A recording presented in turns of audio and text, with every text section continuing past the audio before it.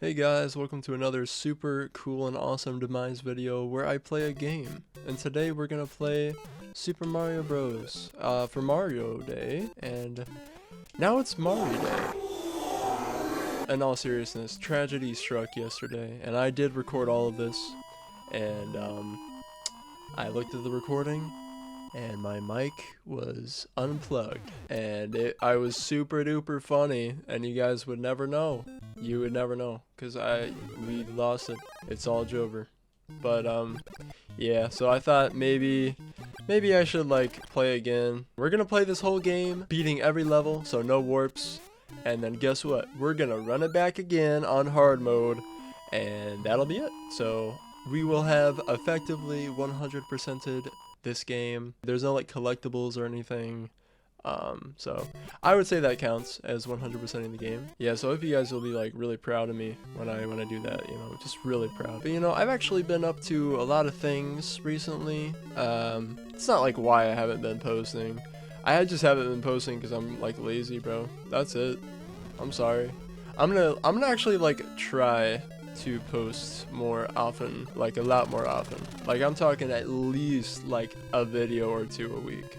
That's gonna be my main goal. But yeah, anyways, I've been listening to a lot of music. That's what I've been up to. And I do this thing where, like, if I really like an artist, I will listen to pretty much all their stuff. I mean, besides, of course, like the live albums, the compilation albums, things like that. It's pretty cool. I would recommend it if you, especially if you like really like a band, you should definitely do that, for sure. But the person I am doing that to right now is Bob Dylan. He's kind of an underground artist. You might not have heard of him. There was like this indie film made about him. He's pretty good. I like Bob Dylan. I think I can say that with a full heart. And I think my favorite album I've heard from him so far is Blood on the Tracks. Pretty good. Not really a bad song on there, you know?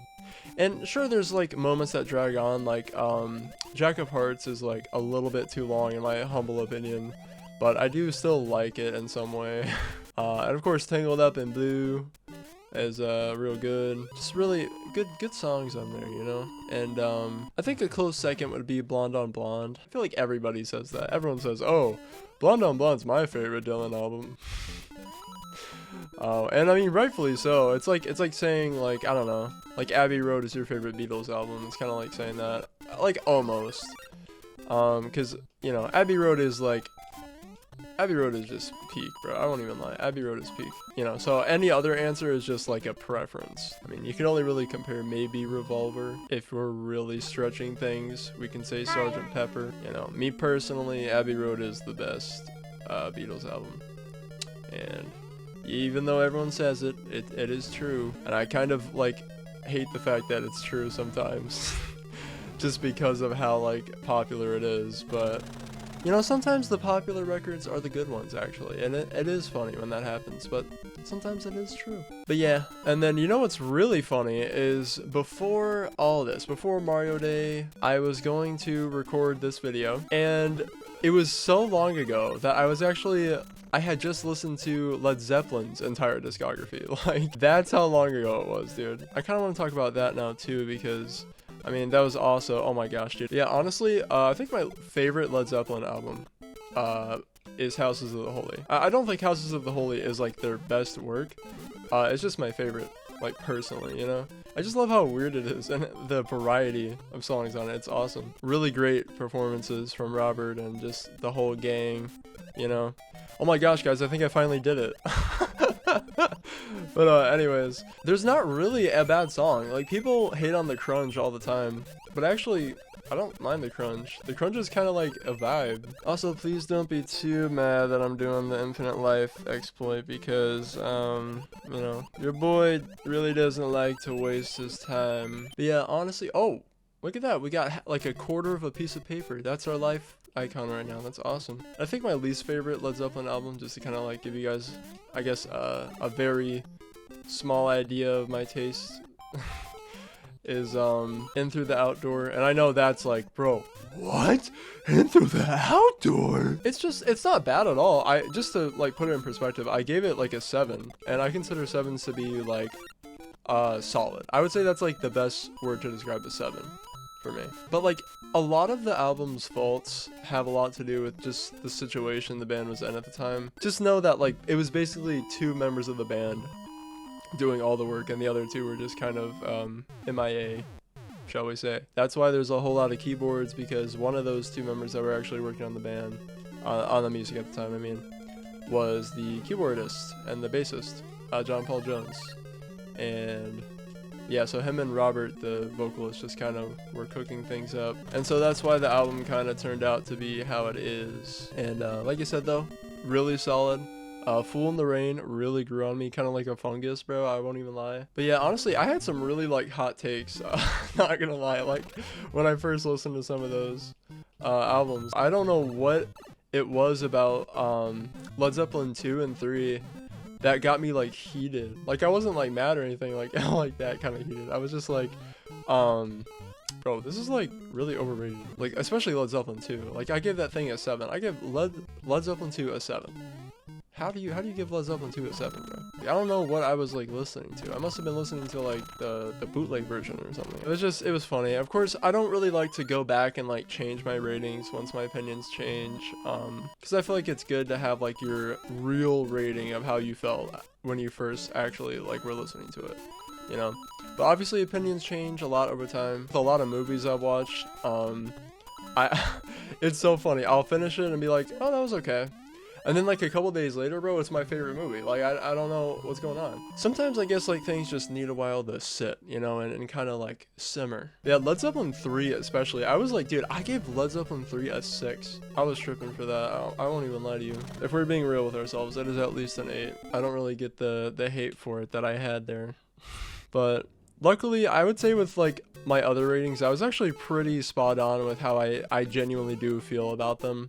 Like today, I was actually very proud of my old self for really getting Led Zeppelin 1 like the first time I heard it. I was actually like very impressed with Led Zeppelin 1. I'm not gonna lie, it is like an explosive debut album. It's not like the Doors level of like good though. Bro, I was about to throw in the towel, I won't even lie. Like there's no way I could have got through that guy without getting hit. I'm just gonna be honest. I think what started this whole thing of like listening to discographies, that was just sad. But anyways, I think it was listening to the Beatles. I listened to the Beatles debut album and I was like, oh, because I didn't really care for the Beatles, I'm gonna be honest. I thought they were the Here Comes the Sun band. And so I listened to their debut album one day, the Please Please Me. And I'm not gonna lie, bro, I was impressed. And it's so funny to think that, because that is a lot of people's like, I guess, least favorite Beatles albums.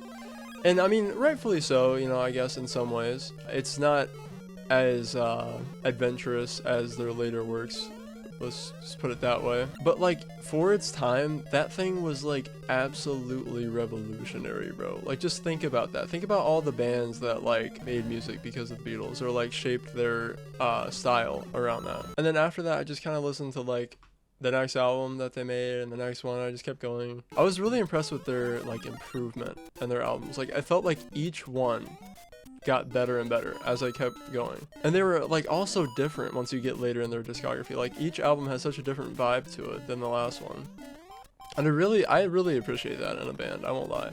What the heck, bro? I don't know if anyone's ever got hit by a key 2 like the way I did just now. But yeah, and then honestly from that point, dude, the Beatles have consistently been my second favorite band of all time. I'm not saying they're the second best band of all time. I know this is crazy because music is very subjective. It's one of the most subjective forms of art, I would say. But for me, I just feel like the Beatles are like the best band of all time. I mean, like obviously not in terms of like talent. I mean, for their time, sure, but like, you know, there's probably a band down the street where you live that just has 10 times more talent than the Beatles, you know? I'm saying more in terms of like influence and just like their creativity and how they changed music time and time again. I mean, it was just like how this one band kept doing all of these insane things for music was so impressive to me. I won't even lie. And of course, like I said, they are like my second favorite band just personally too.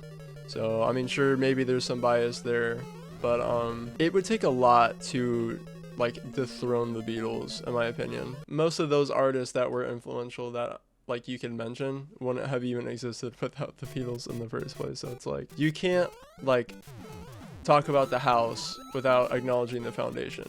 You know what I'm saying? Oh my gosh, dude, this level is chaos. What the heck? I was just talking about the Beatles, and then all of a sudden we're on this level, 7-1. Okay, thank goodness we're actually just low-key flying through this. Oh my gosh, dude, that was insane. They said, bullet bills, assume formation. Yeah, if you guys are like curious what my actual #1 favorite band is, Radiohead. I really like them a lot. Just the band. I really like them. They're great. And it's so funny because I'm at the point now where I feel like they genuinely do not have a single bad song. Because I was even listening to the songs that I thought were bad. Like as I was listening to it, I was like, okay, that's gotta be their worst song. And then I put it on later and I thought it was okay. But I'm not like those people that like think they're the best band of all time or anything or like something like that. They're my favorite band because I love their variety. I love his voice. Tom York is honestly the GOAT, bro. Every member is just so talented in their own way. Johnny Greenwood is cracked. I'm really starting to appreciate the drumming from Phil, the GOAT. They're all just 5 goats, to be honest with you. Colin's bass lines are actually pretty cracked too, I won't even lie. As a bass player, you know, a novice bass player, don't think I'm cracked or anything. Because I'm still doing the do, re, mi, fa, sol, la, ti, do's over here. Colin's bass lines are just, they're so like simple in some songs, but they complement it so well. Oh my gosh, I can't even remember the pattern for this level. I want to say it was like this. Please. Oh my gosh, let's go. Oh, that level is an actual nightmare. Yeah, honestly, I mean, I could probably make a whole video just talking about why I like Radiohead so much, so I think I'm just gonna cut it short there. But I guess I'll just say like my favorite album is, I mean, it depends on the day. Some days it's OK Computer, some days it's In Rainbows, and then some days it's Kid A. This is crazy to say, but I was actually really into King of Limbs for a while, and I know that's really crazy because like it's probably their second worst album objectively. You know, even though there is no objectivity in music really. In my opinion, I feel like there's a lot of things you can point to that like make that album a clear outlier in that discussion. But dude, I was into Amnesiac for a while. Like I eat up all the records, I won't even lie. Even like Pablo Honey has like bangers, but the thing is with Pablo Honey, guys, is other than let's just be honest, other than Blowout and what else is there? There's Creep, but notoriously, you know, as any Radiohead fan would tell you, I don't like that song. I don't actually think it's terrible or anything. I just died. That was sad. It's just really a not a good representation of what they are as a band and like what kind of music they make. If you think they're the Creep band, then I totally get why you would not like Radiohead. I just died to the same Goomba. Dude, I'm not even gonna lie. Whatever Bowser's paying that Goomba, bro, he's not paying him enough. He needs to give that Goomba a raise, bro. And maybe this Koopa. My favorite part about that clip, by the way, the Chris Pratt clip of him saying the Koopa thing, is I just love how he says Koopa. Like the delivery on the word Koopa is just so peak. Like he says it like it's some kind of slur or something. Like, I don't know. He's like, Koopa. He's like, he's got so much emotion in there. A-tier acting right there from the best actor of all time. Leonardo DiCaprio, who? Brad Pitt, who? You know what, guys? I just realized something. I'm still on 8-2. I'm gonna just lock in and beat this level so that we don't have to watch me die to the same parts of 8-2. So I'll be right back. My main goal is to beat this level. Okay, guys, I finally beat it, and I kid you not, I probably died like 10 more times after I said that. But anyways, yeah, dude, Brad Pitt, Leonardo DiCaprio, Daniel Day-Lewis. Dude, I don't even know these people. All I know is Chris Pratt. Chris Pratt's the best guy. He's just not even like the best actor. He's just the best guy. He's swell. You know, sometimes I think Chris Pratt is awesome. And I think now is one of those times where I think he's awesome. I think I believe in my heart that 8-2 is the hardest level in the game.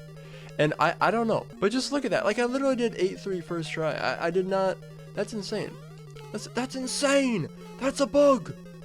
That's a bug! And honestly, guys, I just can't wait to play 8-2 again on the hard mode. I absolutely can't wait for that. What the heck? Yeah, of course I didn't do the last level in the game first try. Very unfortunate, I know.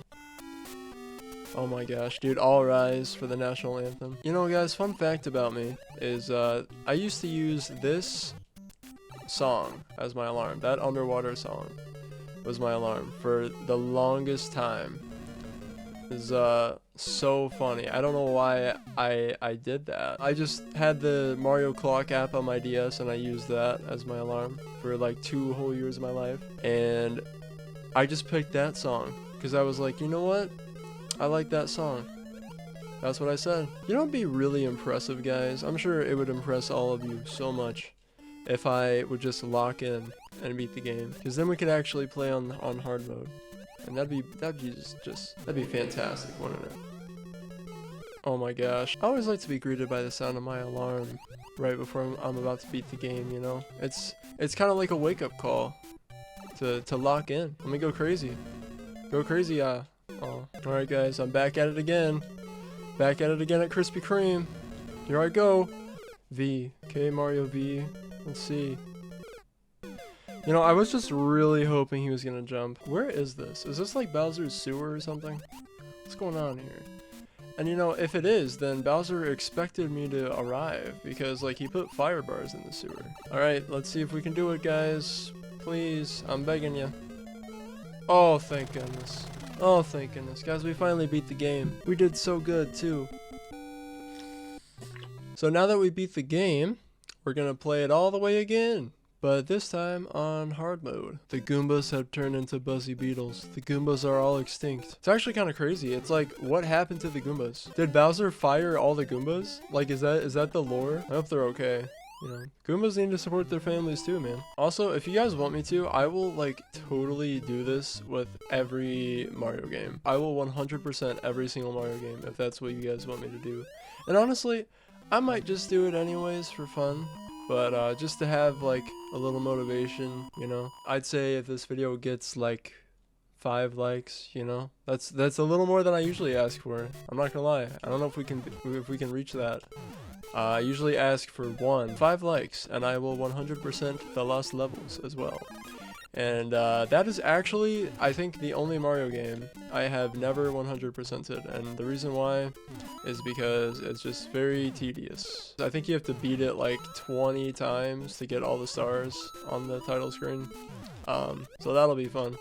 Well, you know what? I think we're far enough in the video where only the real ones are watching right now. So I just want to say thank you so much for watching my videos. It really does mean the world to me. I hope you're enjoying it and that you're having a really good day and stuff so far. You know, guys, this is kind of crazy to say, but I feel like the more movies I watch, the more I feel like I really like Fight Club. And I know that sounds scary because I believe there is like a stereotype associated with people who have Fight Club as like their favorite movie or whatever. Trust me, I don't like it because of whatever reason you might think, unless you are thinking that I like it because it's just a really well-crafted movie with really cool characters and a great story and a really great like twist too. It does a great job of helping you figure out the twist before it actually reveals itself, you know? Like impeccable acting too. And I mean, it's probably my favorite Brad Pitt role as well.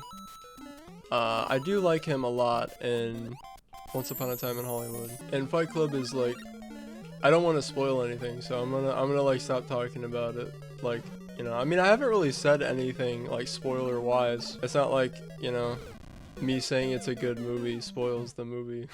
Wait, that was my last life? Dude, I'm not even gonna lie, I was horrible if that was my last life. Like, I deserve a game over, bro. Okay, I'm back at it again at Krispy Kreme. I'm actually doing really good, guys. Look at that. I have all 4 lives. I'm kind of going crazy on the sticks. I won't even lie. Well, I guess there's no stick. I'm going crazy on the D-pad, bro. Alright, guys. This is the moment of truth here. Oh, let's go. I actually got it. Okay. Now I just need to inch forward. Oh, alright. We have 3 chances. 3 whole chances. Come on. Don't make a fool of yourself. Don't do it, Demise. No matter what you do, don't do it. Okay. Pretty good, pretty good. Oh, I was too dang slow. Okay, perfect, pretty much. Okay. Okay. Oh my gosh, I think I did it. I have so many lives, dude. I'm set. Yeah, look at that. I'm at bridge piece, blue bridge piece lives. That's how good I'm doing. I feel like I can finally relax, dude. You know, I don't know if you guys could tell yet, but I'm not exactly the greatest Super Mario Bros. Player ever or anything. I haven't even like speedrun this game before, and I've actually like learned techniques for like a lot of other Mario games. I just never bothered to do this one. I don't really know why, you know? I think I like this game. But there's just like better Mario games out there. Even though like I have to respect this game for being like the first, you know. I'm just not like the biggest fan, and I never really was either. I don't know. Hey, honestly though, guys, I'll find a way to use all these lives. As that one movie, Jurassic Park, once said, life finds a way. You know, guys, let's take a second to think about how the economy works in the Mushroom Kingdom.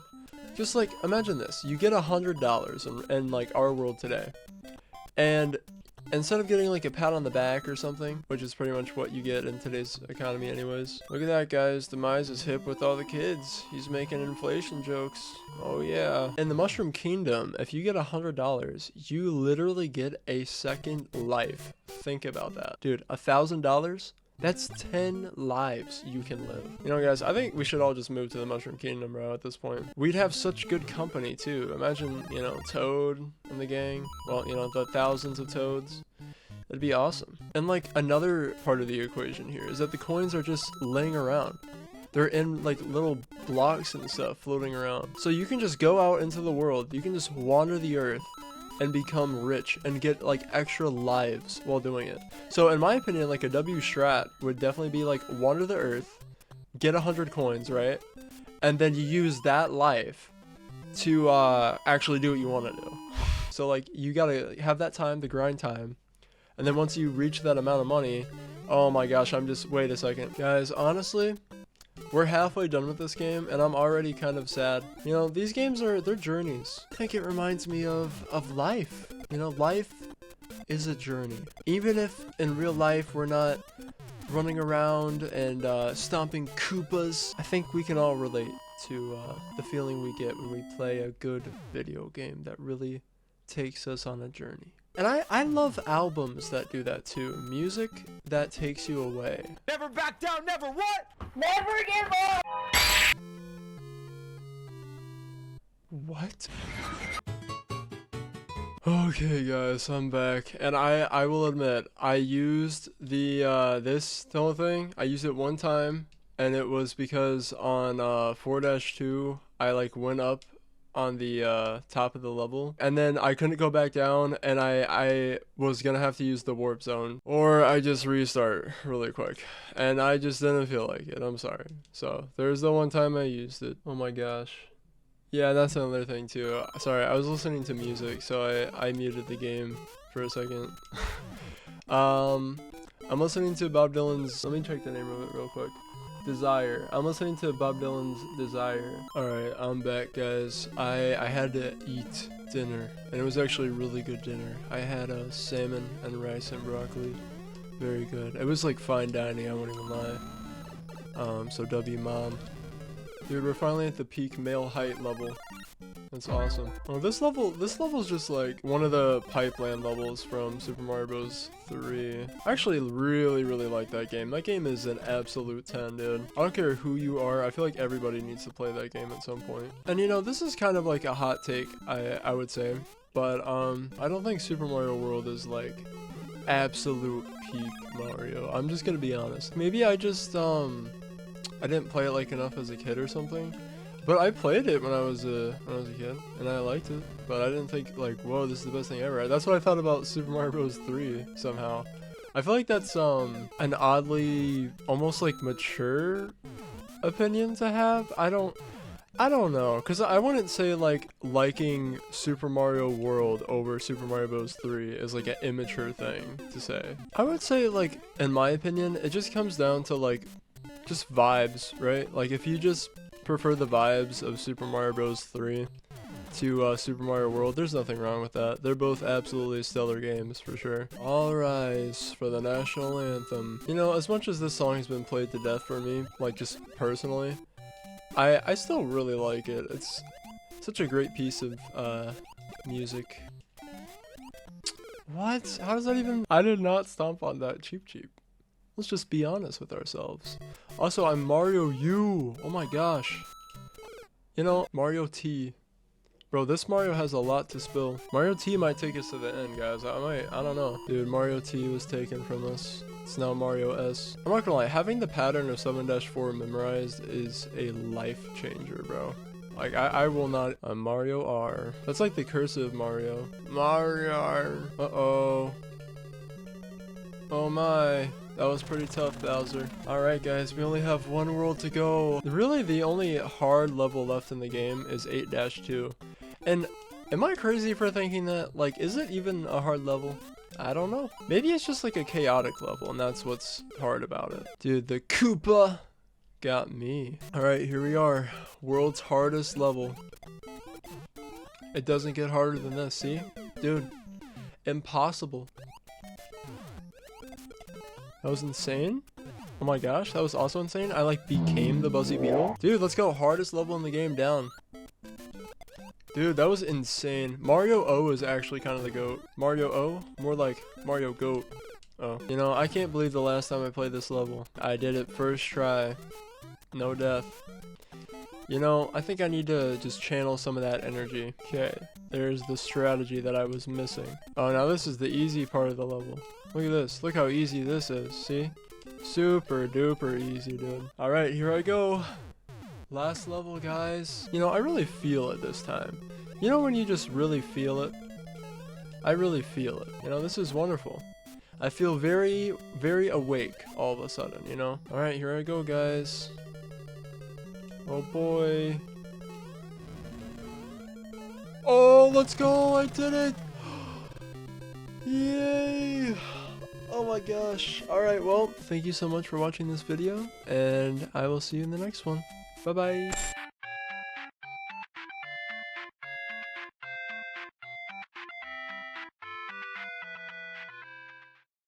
Man, I spent hours, Koopa.